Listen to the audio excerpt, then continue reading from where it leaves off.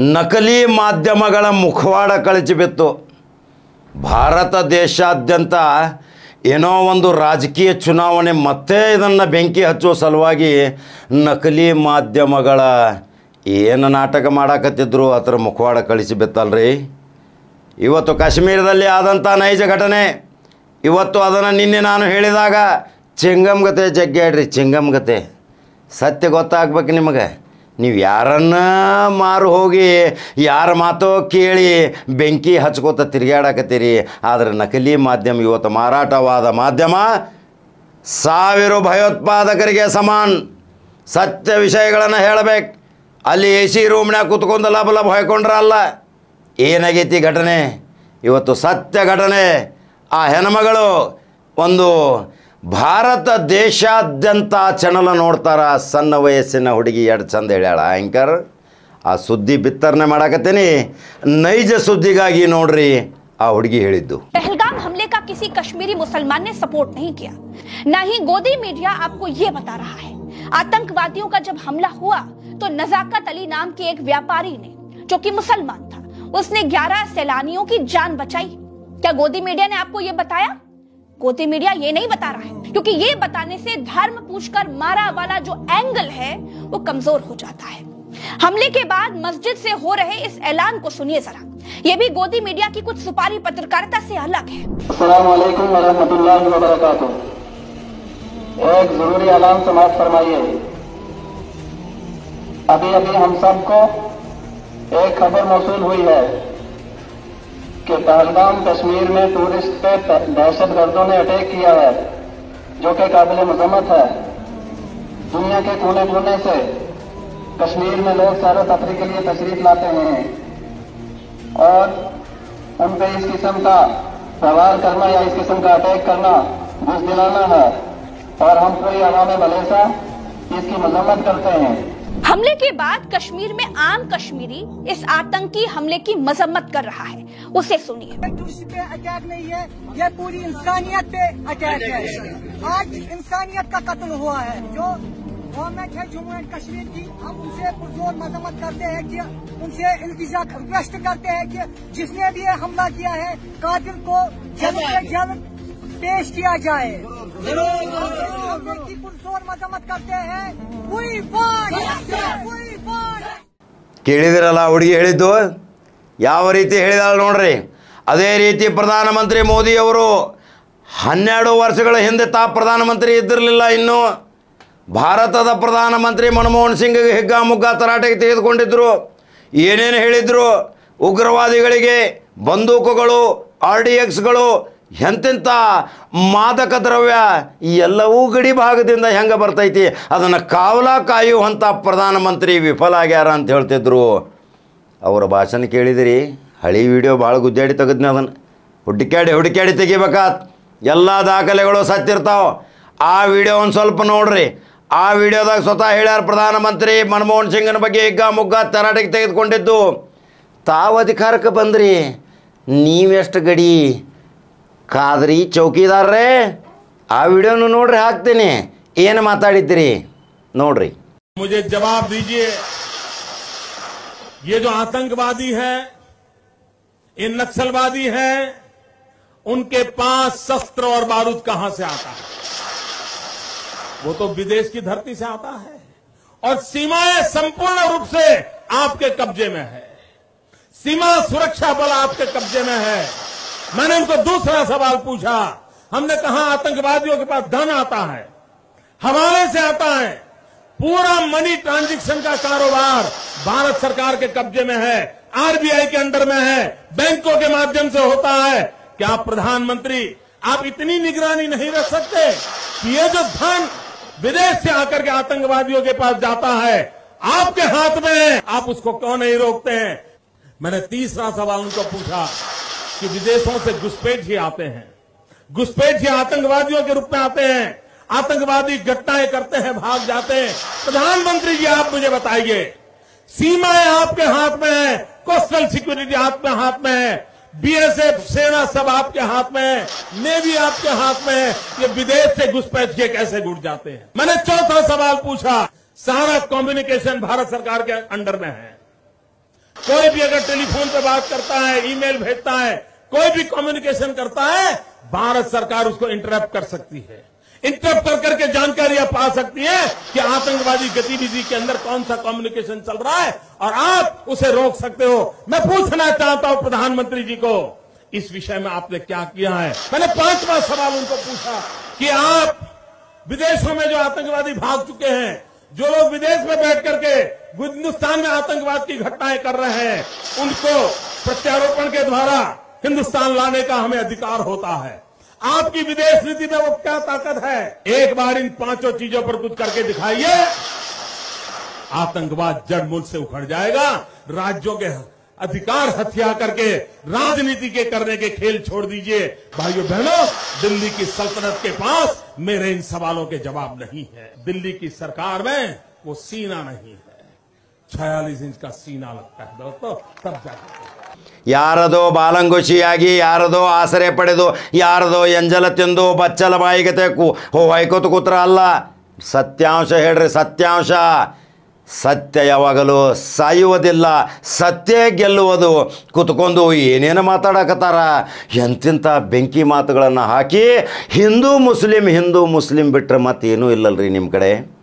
ಆ ಕಾಶ್ಮೀರ ಜನತೆ ಎಷ್ಟೊಂದು ಅಲ್ಲಿಯ ಜನರು ಇಲ್ಲಿ ಹೋದಂಥ ಜನರಿಗೆ ಸಹಾಯ ಸಹಕಾರ ಮಾಡಿದರು, ಕರ್ಕೊಂಡು ಹೋದರು, ಎಷ್ಟೊಂದು ರಕ್ಷಣೆ ಕೊಟ್ಟರು. ಆ ವಿಡಿಯೋ ಹಾಕಕತ್ತ ನೋಡ್ರಿ ಏನು ಹೇಳಿದ್ದಾರೆ ಕಾಶ್ಮೀರದವರು. बड़े दुख की बात है, कश्मीर आज रो रहा है, आज पूरा भारत रो रहा है। देखो, ये जो कल इंसिडेंट हुआ है पहलगाम में, ये ता कयामत ना भूलने वाला दिन है। ये दिन हम कभी नहीं भूल सकते। किसी को सिंदूर मिटा के तो किसी बच्चे को अर्पण बन के यतीम बनकर चले गए। वो मतलब क्या उनको एक्सपेक्ट था हम वैसे जाएंगे? ये देखो पाकिस्तान स्पॉन्सर टेररिज्म की कैसे वहशियाना हरकतें हैं। और इस टाइम देखो बात कश्मीर पर आ गई। इस टाइम देखो कश्मीर पूरा रो रहा है। ये पूरे कश्मीर में नहीं, पूरे हिंदुस्तान में मातम है। हर स्टेट में 1-1, 2-2, 3-3 बंदे हैं। आपके जरिए एक मैसेज जाएगा, आम कश्मीरी क्या कहता है अब इस अटैक को लेकर? अरे पूरा कश्मीरी का दिल रो रहा, आम कश्मीरी रो रहे। वो बोल रहे हम एक ही नवाला खाएंगे, लेकिन टूरिस्ट यहाँ से जाने नहीं चाहिए। हम घरों में उनको रहने देंगे, जितने दिन उनको सैर करने हैं, किसी को 4 दिन बैठना, 5 दिन, किसी को 10 दिन, हम खुद उनको प्रोटेक्शन में साथ रहेंगे। मगर वो यहाँ से ना चला जाए, ऐसा सबके दिलों में अफसोस है। हाँ, उनके साथ ये ना हो। सब अपनी जान देने के लिए तैयार है। हम अपना खून बहाएंगे बट किसी पर आंच नहीं आने देंगे, क्योंकि ये कश्मीरी डिसाइड करेंगे हमारी सरजमी पर हमें कैसे रहना है। हमें वो नहीं सिखाएंगे गन के नोक पर पाकिस्तान वाले कि आप दहशत और खौफ में रह के जियो, और हम सिखाएंगे आपको वहाँ पे कैसे जीना है। बहुत शुक्रिया आपका, बहुत शुक्रिया आपका। ಇಂಥ ನೈಜ ಸುದ್ದಿಗಳಿಗಾಗಿ ಈ ಬಕೆಟ್ ಮಾಧ್ಯಮಗಳನ್ನು ಇವತ್ತು ತಿರಸ್ಕಾರ ಮಾಡುವಂಥ ಕಾಲ ಬಂದೈತಿ. ಇವರು ಕೇವಲ ವಿಷ ಬೆರೆಸುವ ಕೆಲಸ ಮಾಡ್ತಾರೆ. ವಿಷದ ಬೆಂಕಿ ಉಂಡೆಯಾಗಿ ಜಾತಿಗಳ ಮಧ್ಯದಲ್ಲಿ ಗಲಭೆ ಉಂಟು ಮಾಡುವಂಥ ಇಂಥ ಚಾನಲ್ಗಳನ್ನು ಮೊದಲ ನಿಷೇಧ ಮಾಡಬೇಕು ಸರ್ಕಾರ. ಯಾಕೆ ನಿಷೇಧ ಮಾಡ್ತೈತ್ರಿ? ಆ ಸರ್ಕಾರದ ಆಶ್ರಯದಾಗ ಇವರು ಬದುಕಾಕತ್ತಾರ. ಈಗ ಅವ್ರದ್ದು ಎಂಜಲ ತಿಂದು ಇವರು ಬಚ್ಚಲ ಬಾಯಿಕತೆ ಹೊಯ್ಕೊಳಕತ್ತಾರ. ಆದರೆ ನೈಜ ಸುದ್ದಿ, ನಾನು 3 ವಿಡಿಯೋಗಳನ್ನು ಹಾಕಿದ್ದೀನಿ. ಆ 3 ವಿಡಿಯೋಗಳನ್ನು ಇವತ್ತು ನೋಡಬೇಕು. ಏನಾಗಿದೆ ಘಟನೆ ಅಲ್ಲಿ, ಯಾವ ರೀತಿ ಉಗ್ರರು ಅಟ್ಟಹಾಸ ಮೆರೆದರು. ಆ ಉಗ್ರರಿಗೆ ಜಾತಿ ಇಲ್ಲ, ಧರ್ಮ ಇಲ್ಲ. ಆ ನೀಚರಿಗೆ ಕೇವಲ ರಕ್ತ ನೋಡುವುದೇ ಆಸೆ. ಆದರೆ ಅವರಿಗೆ ಪ್ರತಿಕಾರವಾಗಿ ಅವರನ್ನು ನಷ್ಟ ಮಾಡುವ ಸಲುವಾಗಿ ಇದೇ ಸರ್ಕಾರ ಬಹಳ ಕಾರ್ಯೋನ್ಮುಖರಾಗಬೇಕು. ಕೇವಲ ಭಾಷಣದಿಂದ ಉಗ್ರವಾದಿತನ ಹೋಗುವುದಿಲ್ಲ.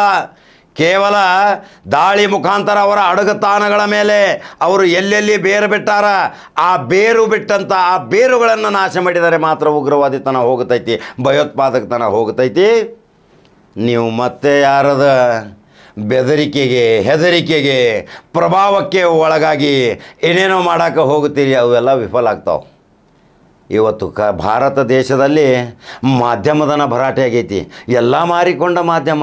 ಆ ಮಾಧ್ಯಮದವ್ರನ್ನೂ ಅಲ್ಲಿ ಚೀಮಾರಿ ಹಾಕ್ಯಾರ. ನೋಡಿದ್ರಿ ಅಲ್ಲಿ ಹೋದವರು. ಆ ವಿಡಿಯೋ ಒಂದು ಸಣ್ಣ ತುಣುಕೈತೆ, ಅದನ್ನು ಹಾಕ್ತಾನೆ ನೋಡ್ರಿ.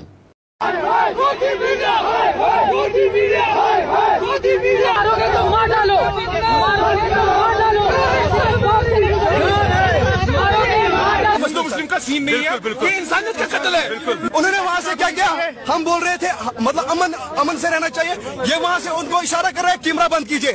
उन्होंने वहाँ पे लाइव कट किया और जैसे हमने बात खत्म की वो बोल रहा है चलो फिर से कीजिए। ये सरासर गलत है। मैं 100 किलोमीटर काट के आया इधर जज करने के लिए।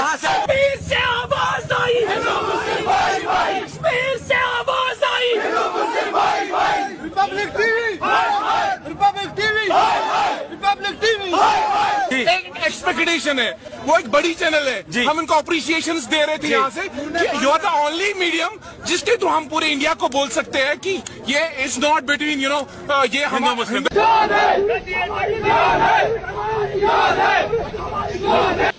ಇತರ ಮೇಲೆ ತೀರ್ಮಾನ ತಗೋರಿನ ಭಾರತದ ಜನತೆ, ಶಾಂತಿ ಪ್ರಿಯ ಜನತೆ, ನಾವೆಲ್ಲರೂ ಭಾರತೀಯರು. ಯಾವುದೇ ಒಂದು ಅನಾಹುತ ಘಟನೆ ಆದಾಗ ಅಲ್ಲಿ ಜಾತಿ ಮತ ಬಂತ ನೋಡಬೇಡ್ರಿ, ಭಾರತೀಯನಾಗಿ ನೋಡಿ. ಅಲ್ಲವು ಯಾರೋ ಅವನು ಮುಸ್ಲಿಂ ಇರ್ಬೋದು, ಹಿಂದೂ ಇರ್ಬೋದು, ಅವನು ಮಾಡಿದ ತಪ್ಪಿಗೆ ಅವನಿಗೆ ತಕ್ಕ ಶಿಕ್ಷೆ ಸಿಗಬೇಕು. ಆ ರಾಕ್ಷಸರಿಗೆ ಏನು ಮಾಡಿದ್ರು ಈ ಪಾಪ ಮಂಜುನಾಥ ಕರ್ನಾಟಕದ ಪ್ರೇಕ್ಷಣೀಯ ಸ್ಥಳ ನೋಡಲಿಕ್ಕೆ ತನ್ನ ಧರ್ಮಪತ್ನಿಯ ಜೊತೆ ಹೋಗಿದ್ದರು. ಅವರ ಸಾವು ಅಲ್ಲಿ ಆಗತೈತಿ ಅನ್ನೋದು ಕನಸು ಮನಸ್ಸಿನಲ್ಲಿ ನೆನೆಸಿರಲಿಲ್ಲ. ದುಷ್ಟರ ಅಟ್ಟಹಾಸಕ್ಕೆ ಜವರಾಯ ಅವ್ರನ್ನ ಅಲ್ಲಿ ಹೋದಲ್ರಿ. ಎಷ್ಟೊಂದು ಇದು ರೋಚಕ ಸುದ್ದಿ, ಎಷ್ಟೊಂದು ಕರಳು ಚುರ್ ಅನ್ನುವಂಥ ಸುದ್ದಿ. ಆ ಕುಟುಂಬಕ್ಕೆ ಶಾಂತಿ ಕೊಡಲಿ ಆ ಪರಮಾತ್ಮ. ಆ ಕುಟುಂಬದಲ್ಲಿ ನೆಮ್ಮದಿಯ ಬದುಕು ಬದುಕಲಿ. ಅದರ ಸಲುವಾಗಿ ಅದನ್ನು ಸರಿಯಾದ ರೀತಿಯಲ್ಲಿ ಹೇಳೋದು ಬಿಟ್ಟು ಈ ಹರಕು ಬಾಯಿಯ ಬಚ್ಚಲ ಬಾಯಿಯ ಮಾಧ್ಯಮದಳು ಹೆಂಗೆ ಹೊಯ್ಕೊಳ್ತಾರೆ ನೋಡಿದಿರಿ. ನೋಡ್ರಿ ಇವತ್ತು ಮಾಧ್ಯಮದವ್ರದ್ದು ಪರಿಸ್ಥಿತಿ ಏನಾಗೈತಿ. ಇವರು ಬೀದಿಗೆ ಬಂದಾರ, ಇವ್ರ ಮೇಲಿನ ನಂಬಿಕೆ ಹೋತು, ವಿಶ್ವಾಸ ಹೋತ್. ಡಿಜಿಟಲ್ ಮಾಧ್ಯಮ ನೈಜ ಸುದ್ದಿ ಹೇಳಾಕತ್ತೈತಿ. ಇವತ್ತು ರವೀಶ್ ಕುಮಾರ್ದ ಚಾನಲ್ ತೆಗೆದು ನೋಡ್ರಿ ಏನು ಹೇಳ್ಯಾರ ಸತ್ಯಾಂಶ. ಆ ಪ್ರಜ್ಞಾ ಸಾಕ್ಷಿದು ನೋಡ್ರಿ, ಎಲ್ಲ ವಿಡಿಯೋ ಹಾಕಾಕತ್ತಾನೆ ಇವತ್ತು. ನೈಜ ಕಾಶ್ಮೀರ ಜನತೆ ಏನು ಹೇಳೈತಿ ಅದನ್ನು ಸಹಿತ ನಿಮಗೆ ದೃಶ್ಯದ ಮುಖಾಂತರ ಹೇಳಾಕತ್ತೀನಿ. ಇದನ್ನು ಕಾಕಾ ಹೇಳ್ತಾ ಇಲ್ಲ, ದೃಶ್ಯ ಹೇಳಾಕತ್ತೈತಿ. ಅಲ್ಲಿ ಅವ್ರು ಮಾತಾಡೋರು ಹೇಳಾಕತ್ತಾರ. ಇದನ್ನು ನೋಡ್ಬೇಕು ಇವತ್ತು ಎಲ್ಲರೂ ನೋಡಿ ಇವತ್ತು ತೀರ್ಮಾನ ತಗೊಳ್ರಿ. ಇವತ್ತು ಯಾರು ಬೆಂಕಿ ಹಚ್ಚಾಕತ್ತಾರ, ಯಾರು ಇದನ್ನು ಅಟ್ಟಹಾಸ ಮೆರೆಯಲಿಕ್ಕೆ ಸಪೋರ್ಟ್ ಮಾಡಾಕತ್ತಾರ, ಜಾತಿ ಮಧ್ಯಗಳಲ್ಲಿ ಬಿರುಕು ಮುಡ್ಸಾಕತ್ತಾರ, ಈ ನಾಲಾಯಕರಿಗೆ ಒಂದು ಪಂಗನಾಮ ಹಾಕುವ ಕಾಲ ಬರಬೇಕಲ್ರಿ. ಇಂಥವ್ರಿಗೆ ತಿರಸ್ಕಾರ ಮಾಡಿರಿ. ನಾವು ಜಾತ್ಯತೀತ ರಾಷ್ಟ್ರದಲ್ಲಿದ್ದವರು, ಸರ್ವಧರ್ಮವನ್ನು ಪ್ರೀತಿಸೋರು, ಗೌರವಿಸೋರು, ಋಷಿಮುನಿಗಳ ತಪಸ್ಸಿಗಳ ನಾಡು, ಸುಬ್ಬಿ ಸಂತರ ನಾಡಿನಲ್ಲಿ ನಾವು ಚಂದ ಬದುಕಾಕತ್ತೀವಿ. ಆ ಬದುಕಿಗೆ ಬೆಂಕಿ ಹಚ್ಚುವವರು ಈ ನೀಚರು ಯಾರು, ಈ ಫಟಿಂಗರು ಯಾರು, ಈ ಕಳ್ಳರು ಯಾರು, ಈ ಸುಳ್ಳರು ಯಾರು, ಇವರಿಗೆ ಯಾವ ರೀತಿ ಶಾಪ ಕೊಡ್ತೀರಿ? ಆ ಜನತೆಗೆ ಬಿಟ್ಟ ವಿಷಯ. ಶಾಪ ಕೊಡ್ರಿ, ಸೊಟ್ಟ ಬೂದಿ ಆಗಬೇಕು ಇವು ಕಳ್ಳರು. ಇವತ್ತು ನೈಜ ಸ್ಥಿತಿಯ ಸಂಪೂರ್ಣ ವಿಡಿಯೋ ಹಾಕಾಕತ್ತನ್ನು ನೋಡ್ತೀರಿ. ಹಾಗಾದ್ರೆ ಯೂಟ್ಯೂಬ್ದಾಗ ನಂಬರ್ 1 ನ್ಯೂಸ್ ಕನ್ನಡ ಬಟನ್ ಹೊಡ್ರಿ. ಜವಾರಿ ಕಾಕಂದು ಸತ್ಯದ ಕಡೆ ನನ್ನ ನಡೆ ಅಂತ ಹೇಳಿದ್ದೀನಿ. ಯಾರ ಬಕೆಟ್ ಅಲ್ಲ, ಯಾರಿಗೂ ಕೈ ಒಡ್ಡುವುದಿಲ್ಲ. ನೇರ ಹೇಳ್ತೀನಿ, ಸತ್ಯಕ್ಕೆ ಬೆಲೆ ಐತೆ ಅನ್ನೋದು ಭಾಳ ಆತ್ಮವಿಶ್ವಾಸದಿಂದ ಹೇಳ್ತೀನಿ. ಯೂಟ್ಯೂಬ್ದಾಗ ನಂಬರ್ 1 ನ್ಯೂಸ್ ಕನ್ನಡ ಬಟನ್ ಹೊಡ್ರಿ. ಲೈಕ್ ಮತ್ತು ಶೇರ್ ಮಾಡಿರಿ, ಅನಿಸಿಕೆಗಳನ್ನ ಹಾಕಿರಿ. ಫೇಸ್ಬುಕ್ ಫಾಲೋ ಮಾಡಿರಿ.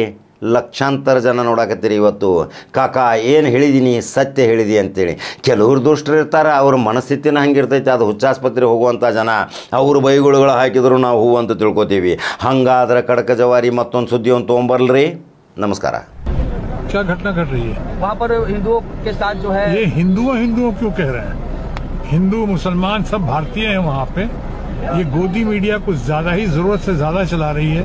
ये प्रोपेगेंडा वॉर ज्यादा चल रहा है हमारे मित्र माननीय प्रधानमंत्री मोदी जी की तरफ से और उनके ग्रुप की तरफ से ये ज्यादा चल रहा है। मैं समझता हूँ इसको बहुत संवेदनशील मुद्दा है, बहुत इसको गहराई के साथ देखना चाहिए। हमें ऐसी कोई बात नहीं करनी चाहिए और ऐसा कुछ नहीं करना चाहिए या कहना चाहिए जिससे तनाव बढ़े। अभी जख्मों पे मरहम की जरूरत है।